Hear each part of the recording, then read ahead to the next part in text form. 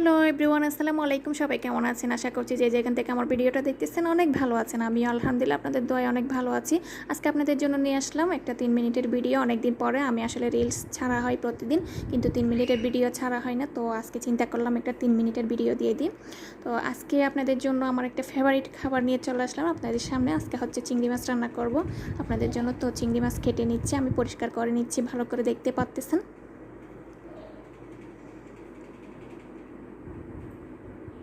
তো চিংড়ি মাছগুলো আমি ভালো করে একদম ফ্রেশ করে কেটে নিচ্ছি, ধুয়ে একদম ভালোভাবে নিয়ে নিয়েছি।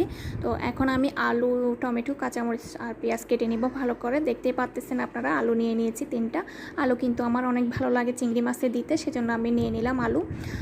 আপনারা না চাইলে স্কিপ করতে পারেন, আলুটা না দিতে পারেন, কিন্তু আমার অনেক অনেক ভালো লাগে আলু দিতে। গোল গোল করে কেটে নিয়ে এইভাবে দিতে আমার অনেক ভালো লাগে, সেজন্য আমি আলু দিচ্ছি।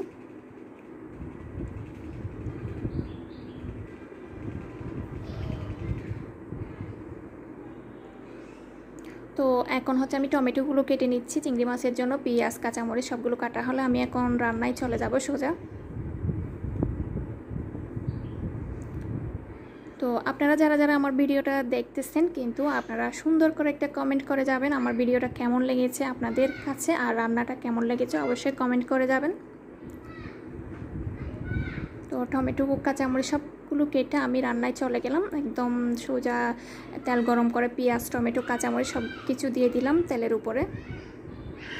তো এভাবে কিন্তু আমি রান্না করতে চেষ্টা করি। আপনারা দেখতে পাচ্ছেন আমি কিভাবে রান্না করতেছি।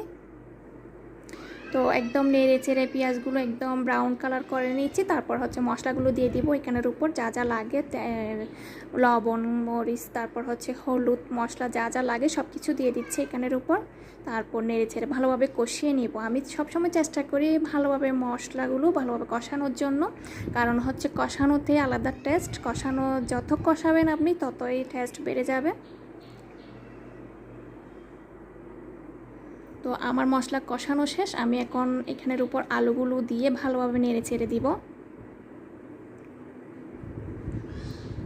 তো দেখতেই পাচ্ছেন আমি এখন আলুগুলো দিয়ে দিচ্ছি এখানের উপর।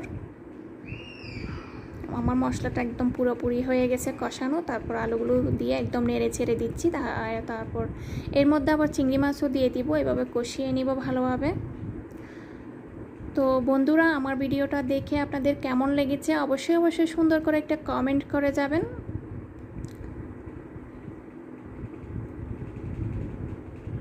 তো সবার জন্য অনেক অনেক দোয়া রইল। সবাই ভালো থাকবেন, সুস্থ থাকবেন। আজকে এই পর্যন্ত। আল্লাহ হাফেজ, আসসালামু আলাইকুম।